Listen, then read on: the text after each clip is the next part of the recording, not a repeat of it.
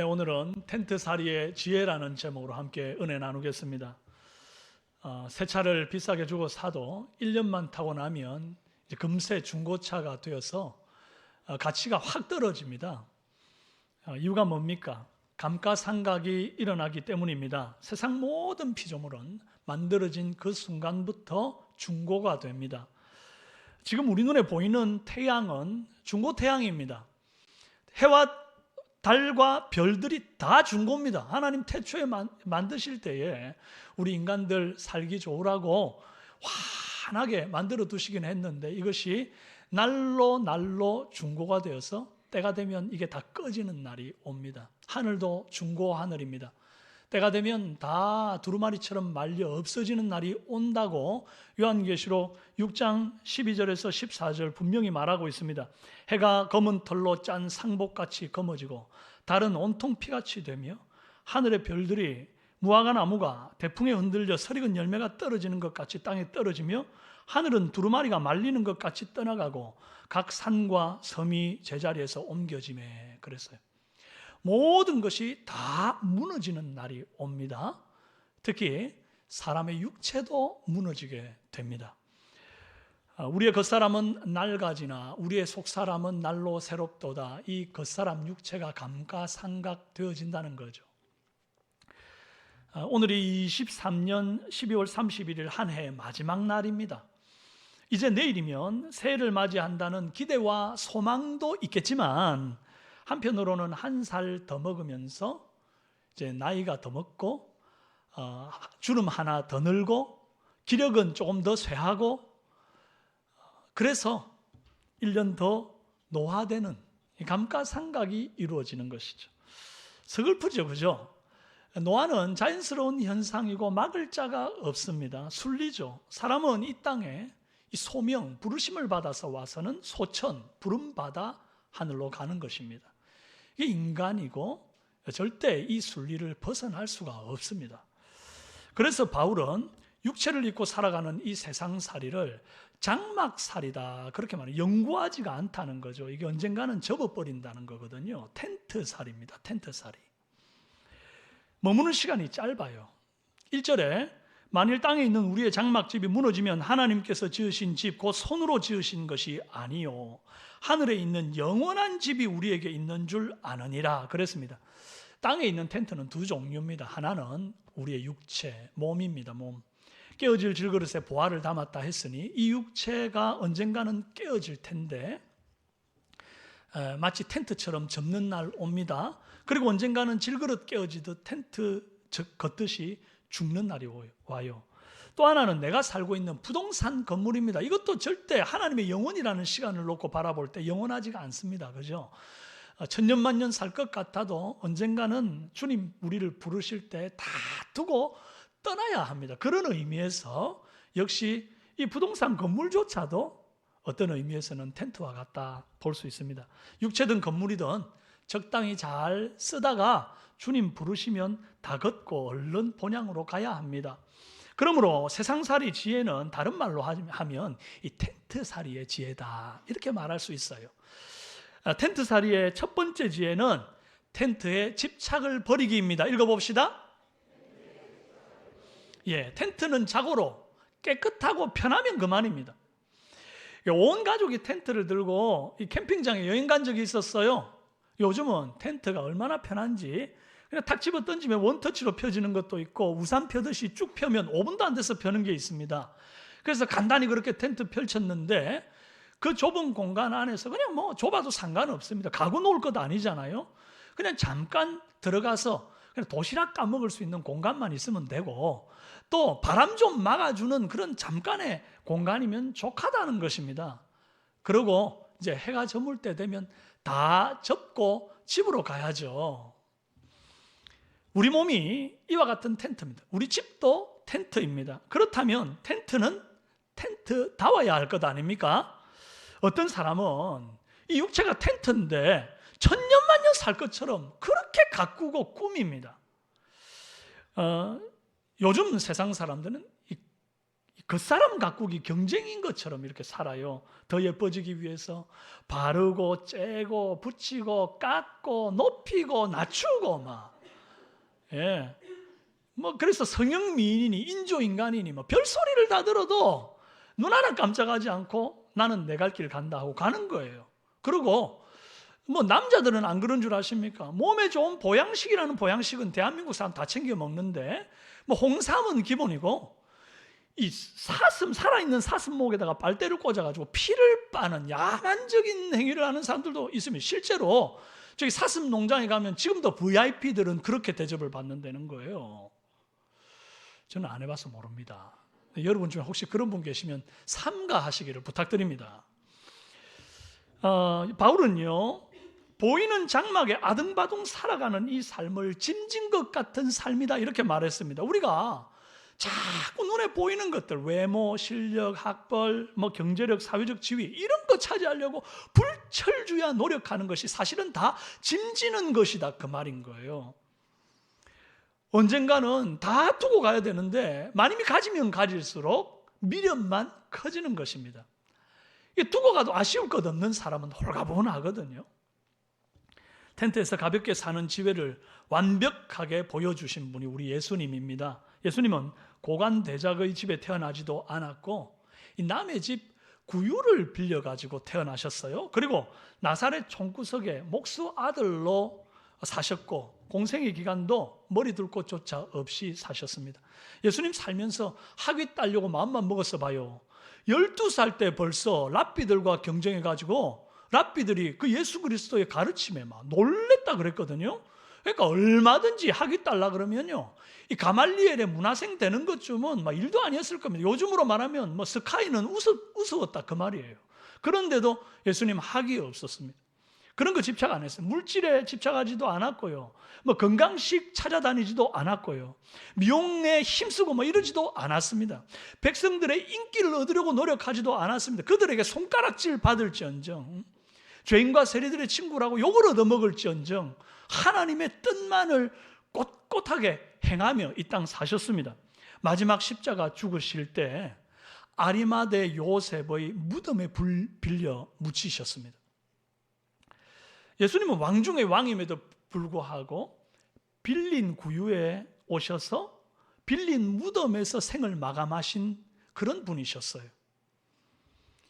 그럼에도 불구하고 자신의 소명에 충실하셔서 마지막 십자가에서 딱 마지막 말씀하실 때 뭐라고 그러셨어요?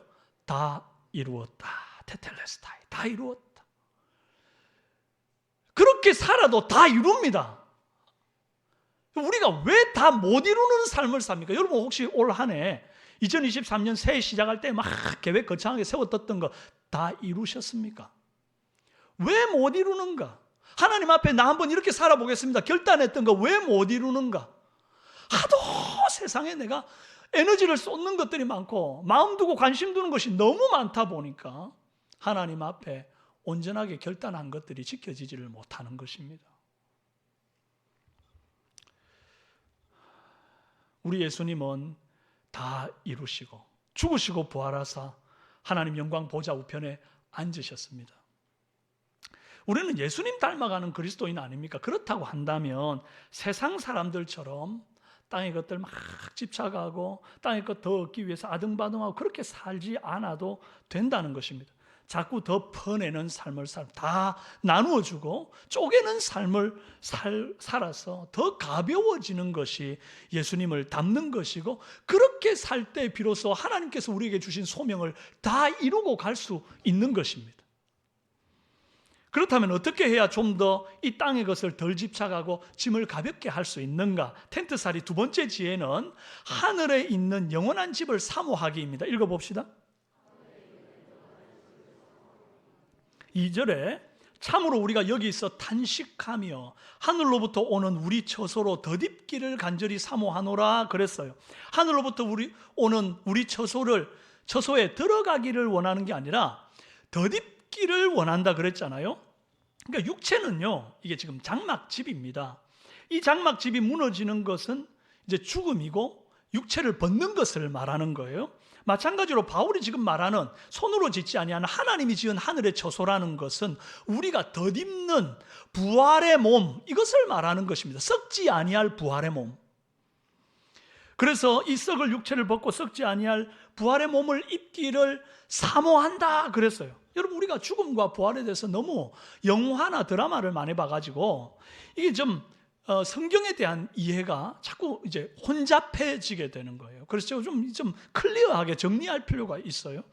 여러분, 사랑과 영혼, 뭐 전설의 고향, 뭐 이런 거 보면 죽은 사람 꼭 혼백, 영만 남아가지고 이게 이제 저승에 가가지고 청당 가든지 뭐 지옥 가든지 그래 영원토록 이렇게 산다고 생각하잖아요. 그거 아닙니다. 그거 아니에요. 부활의 소망이라는 건 성도에게 너무 소중한 부분이기 때문에 아무리 반복해도 전혀 손해볼 게 없는 일이고, 반복하면 할수록 여러분들의 부활 소망이 견고하고 뿌리 깊이 내리기 때문에 자꾸 반복할수록 좋아요. 그래서 제가 예전에 한번 웨스트민스터 소요리 문답 제37번을 여러분들에게 소개한 적이 있는데 한 번 더 읽어보기를 원해요. 함께 읽습니다. 37문 시작. 신자가 죽을 때 그리스도에게 받는 유익은 무엇입니까? 자, 답도 함께 읽겠습니다. 시작. 신자가 죽을 때 영혼은 완전히 거룩하게 되어 즉시 영광 중에 들어가며 몸은 계속 그리스도와 연합되어 부활 때까지 무덤 속에서 쉬게 됩니다. 자, 이게 무슨 말이죠?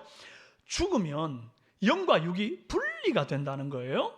그런데 이 영혼은 즉시로 하나님의 영광 가운데로 들어가 버리는 거예요. 그래서 영원토록 하나님과 거하죠.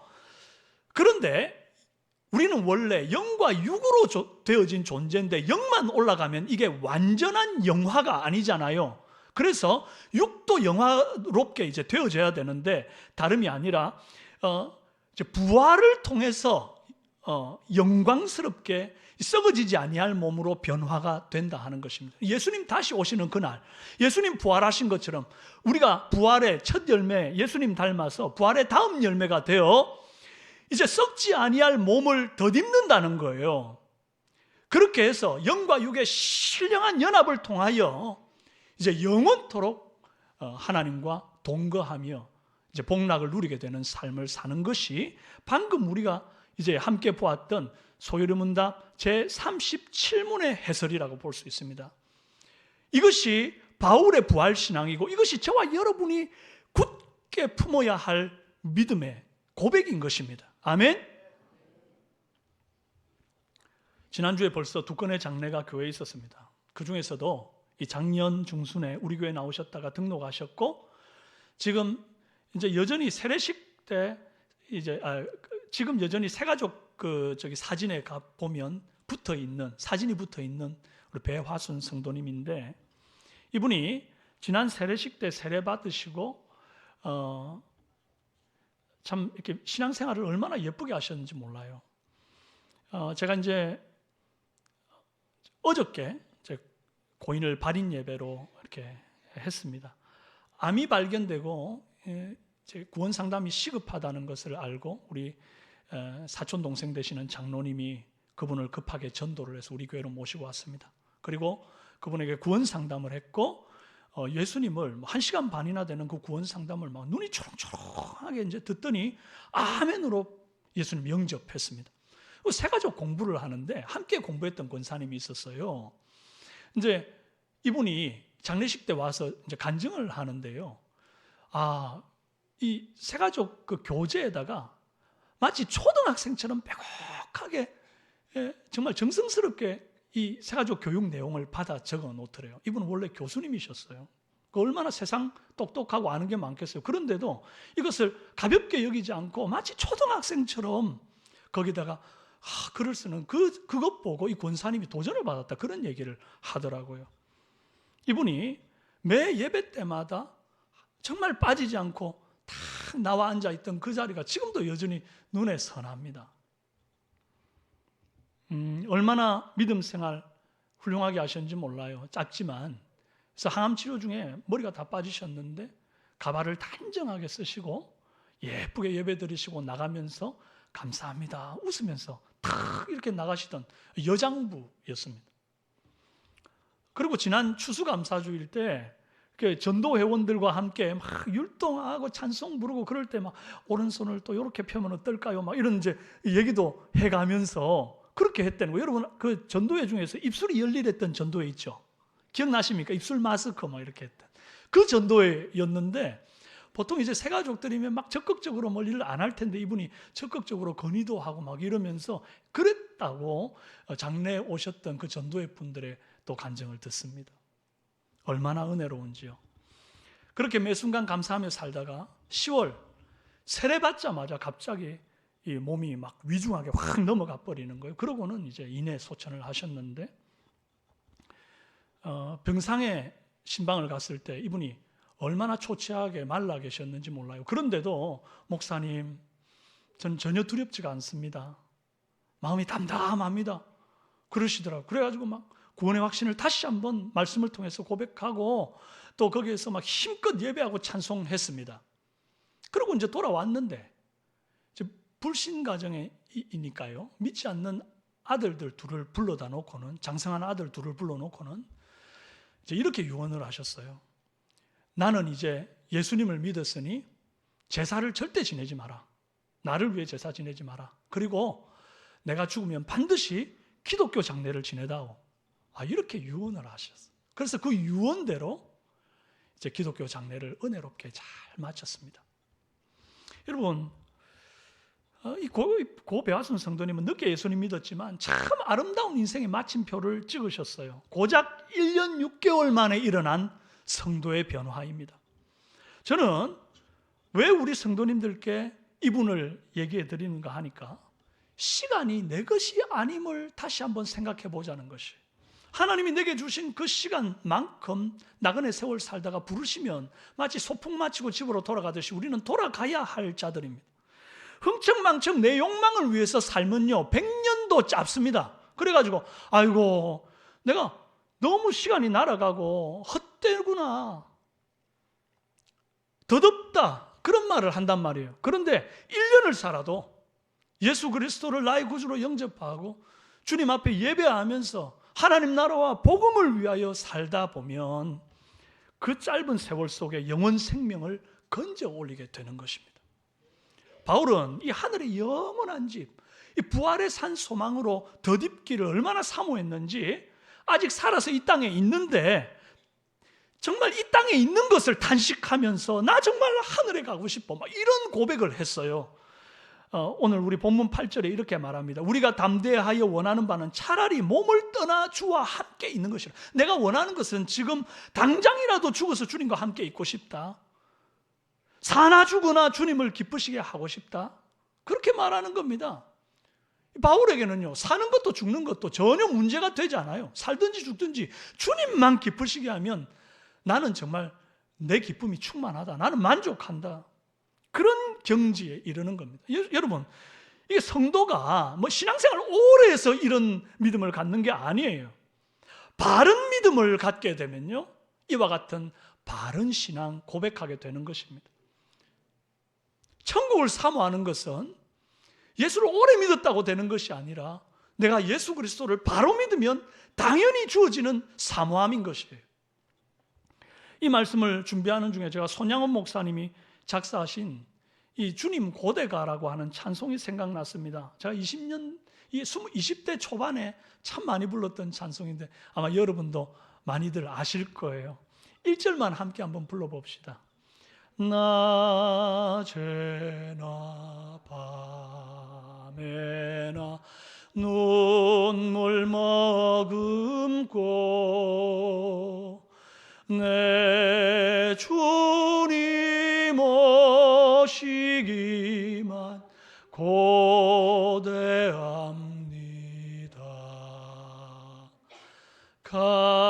가실 때 다시 오마 하신 예수님,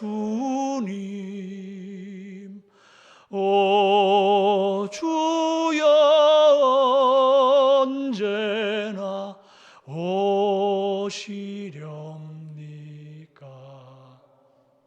참 이 찬송 부르면서 많이 울었던 기억이 있습니다. 제가 2절부터 6절까지 참 긴데 시간이 부족하여 읽어드리겠습니다. 고적하고 쓸쓸한 빈들판에서 희미한 등불만 밝히어 놓고 오실 줄만 고대하고 기다리오니 오 주여 언제나 오시렵니까? 먼 산에 이상한 구름만 떠도 행여나 내 주님 오시는가 해 머리 들고 멀리 멀리 바라보는 마음 오 주여 언제나 오시렵니까? 내 주님 자비한 손을 붙잡고 면류관 벗어들고 찬송 부르며 주님 계신 그곳에 가고 싶어요. 오 주님 언제나 오시렵니까? 신부되는 교회가 흰옷을 입고 기름 준비 다 해놓고 기다리오니 도적같이 오심하고 하신 예수님 오 주님 언제나 오시렵니까? 천년을 하루같이 기다린 주님 내 영혼 당하는 것 볼 수 없어서 이 시간도 기다리고 계신 내 주님 오 주님 이 시간에 오시옵소서.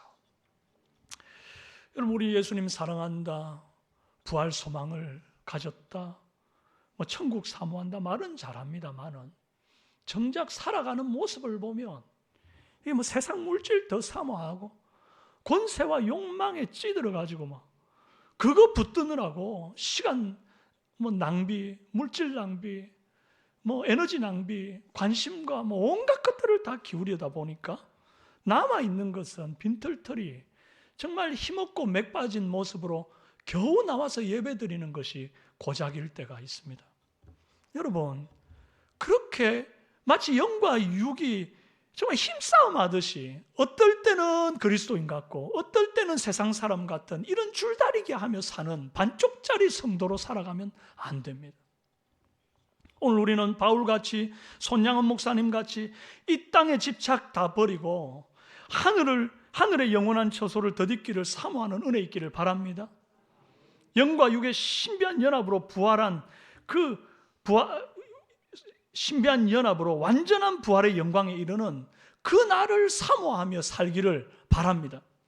제가 왜 연말 23년도 마지막 설교를 이렇게 비장한 본문으로 여러분들에게 나눕니까?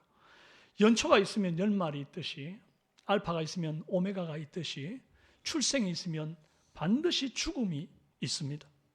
그리고 그 인생 끝에는 하나님께서 우리를 결산하십니다. 연말은 항상 결산이라는 게 따르죠. 직장에서도 여러분 이미 다들 결산하셨겠지요. 얼마나 실적을 냈고 경제적인 이익을 냈는지, 또 학생이라면 얼마나 성적을 올렸는지 그렇게 결산할 겁니다. 그렇다면 성도는 연말에 어떤 결산을 해야 합니까? 올 한 해 과연 내가 얼마나 더 예수님을 닮았는지, 내 안에 하늘나라, 복음의 소망, 그 사모하는 마음이 얼마나 더 커졌는지, 내가 이 땅에 집착을 내려놓고 이 땅의 소유에 정말 아등바등하지 않고 얼마나 하늘 상급을 바라보며 달려왔는지, 이런 것들을 결산해야 하는 거예요. 그래서 이런 영적인 결산의 한 해 한 해가 쌓이다 보면 마침내 우리가 하나님의 그 나라에 이르게 될 것입니다. 오늘 이 시간 한 해를 잘 결산해 보시기를 바라요. 텐트살이 세 번째 지혜는 나침반과 동력깎기입니다. 함께 읽어봅시다. 텐트살이를 사는 사람은 나그네 인생이에요. 그러나 나그네도 두 종류가 있습니다. 돌아갈 집이 있는 나그네, 그리고 돌아갈 집이 없는 나그네입니다. 거기에 따라서 항해인가 표류인가가 결정이 됩니다. 망망대에 똑같이 생긴 두 배가 떠 있습니다. 그런데 한 배는 표류 중이고 한 배는 항해 중이라고 한다면 도대체 이 둘을 구분짓는 그것이 무엇이겠습니까? 바로 나침반이 있는가 없는가, 이것이 첫 번째입니다. 나침반이 없는 배는 어디로 갈지를 모르기 때문에 그 망망대에서 표류하는 거예요. 그러나 나침반이 있으면 내가 갈 방향을 정확하게 알고 목적을 분명히 세울 수가 있습니다. 그러나 나침반만 있다고 이게 무조건 항해인가? 그렇지도 않은 것이 반드시 그 방향을 향해 나아갈 동력이 있어야만 합니다. 방향은 알았는데 나아갈 힘이 전혀 없다고 한다면 여전히 표류 중인 것입니다. 그런데 이게 모터를 달았든 아니면 노를 젓든 하다못해 그냥 맨손으로 젓더라도 조금씩 나아가더라도 이게 동력이 있다고만 한다면 늦더라도 반드시 소망의 항구에 도달하니까 그것은 항해라고 볼 수 있다는 것입니다. 그렇다면 이 땅 육신의 텐트살이 하는 성도가 품을 나침반, 즉 방향이 어디입니까? 성도의 나침반이 가리켜야 하는 방향 받아봅시다. 주를 기쁘시게 하는 방향이다.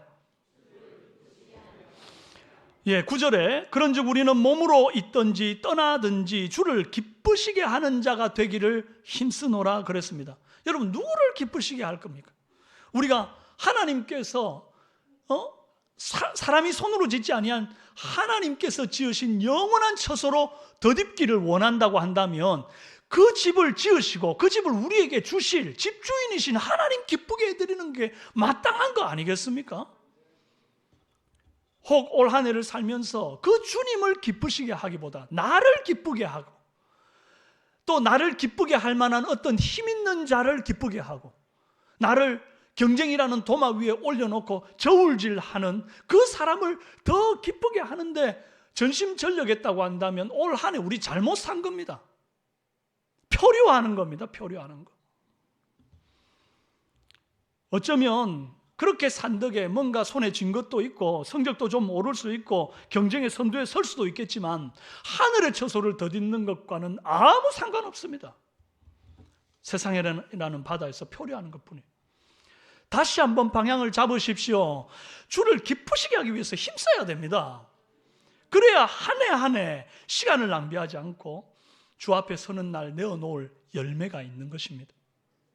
적당히 주님 위해서 사는 척 신용만 하면 안 됩니다. 오늘 말씀이 뭐라 그럽니까? 주를 기쁘시게 하기 위해서 힘쓰라고 말하잖아요. 신용만 하면 안 된다는 거예요. 더 많은 시간과 삶의 에너지를 막 세상에 다 쏟아붓고 나를 위해서 막 온갖 것들을 다 투자하고 그렇게 살다가 탈진해가지고 그냥 교회에 와가지고는 예배만 한번 그냥 덜렁 드리고 그냥 돌아가는 인생이라고 한다면 나중에 훗날 하나님 앞에 뭐라고 말하실 겁니까? 여러분, 그렇다고 해서 세상 등지고 교회만 붙어서 살아라는 얘기 절대 아닙니다. 그래서도 안 됩니다. 세상의 파도를 온몸으로 맞서가면서 힘겹게 내 삶의 현장에서 그리고 주님의 몸된 교회에서 주를 기쁘시게 하기 위한 방향으로 노를 저어야 한다는 것을 말씀드리는 것입니다.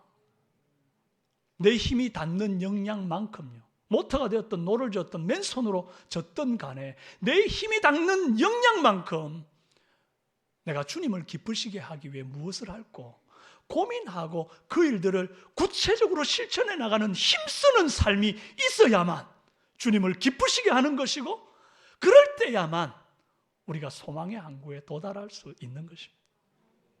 사랑하는 여러분, 좀 천천히 가도 됩니다만 반드시 가야 합니다.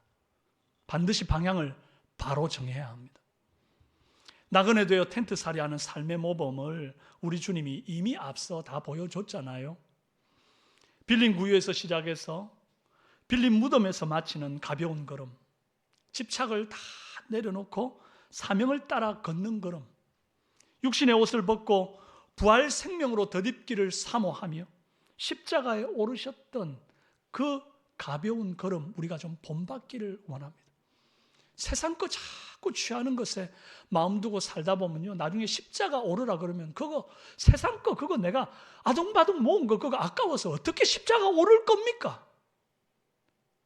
날마다 내 십자가 지고 나를 쫓으라 하신 주님의 그 말씀을 가슴에 새기고 더 가볍게 더 내려놓고 집착을 버리고 좀 그렇게 언제든지 오르라 하실 때 겁없이 담대하게 십자가 오를 수 있는 준비하는 저와 여러분 되길 바랍니다. 24년 한 해는 올해보다 더 주님 닮아 있는 저와 여러분 다 되시기를 주님의 이름으로 축원합니다. 이 시간 우리 함께 한번 기도하실까요? 여러분, 우리 인생이 텐트살이입니다. 천년만년 이 땅에 사는 거 아니에요. 시간은 한정적이고 주님은 우리를 곧 부르십니다. 여러분, 그 부르심에 어떻게 반응하실 겁니까? 세상만 쫓다가 하나님 앞에 서면 부끄러워서 어찌하시렵니까?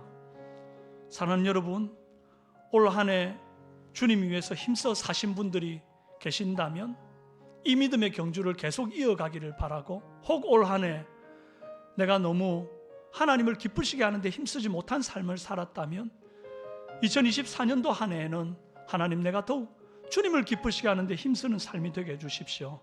나를 돌아보면서 이 시간 간절한 마음으로 하나님 앞에 기도하시겠습니다. 살아계신 아버지 하나님, 감사합니다. 주님, 이 땅 살면서 너무 많은 것들에 집착하고 무거운 짐을 지고 사는 인생들입니다. 다 내려놓게 하여 주시옵소서. 아버지 하나님, 가볍게 이 땅 살다가 주님 부르실 때 주님 품에 안길 수 있는 은혜를 주시옵소서. 목수면 어떻고 학이 없으면 어떻고 하나님이 얼마든지 주께서 이끄시는 대로 살아가는 은혜 있게 도와주시기를 원합니다. 하늘에 있는 영원한 집을 사모합니다. 아버지, 부활의 영광으로 덧입게 하여 주시옵소서. 하나님이여, 하나님이여, 이 땅의 것으로 자꾸 덧입지 말고 부활의 영광으로 덧입는 산 소망이 우리 안에 있게 도와주시기 원합니다. 하나님이여, 하나님이여, 방향을 바로 세우게 하여 주시옵소서. 아버지, 주님을 기쁘시게 하기 위해서 힘쓰는 인생 되게 도와주시기를 간절히 원합니다. 아버지, 코끝에 숨 떨어지는 날까지 지켜 살아계신 하나님 아버지, 이 땅에 주께서 우리를 소명하사 보내시고 또 소천하여 부르실 텐데 잠시 머무는 세상, 텐트같이 머무는 이 땅에 너무 집착하고 너무 많은 짐을 짓고 살 것이 아니라 가볍게 우리 예수님처럼 언제든지 오라 하시면 다투고 미련 없이 갈 수 있는, 미련 없이 십자가 오를 수 있는 정말 깨어있는 우리 삼성의 성도들이 되게 도와주시옵소서. 한 해 한 해 이렇게 저물어 갑니다. 이 한 해가 쌓이고 이 한 해가 또 쌓여서 우리가 주 앞에 어저씨 바로 서게 되는 날이 올 터인데, 하나님이여, 믿음 준비 잘하는 우리 모든 삼성의 성도들이 되도록 인도하여 주옵소서. 예수님의 이름으로 기도합니다. 아멘.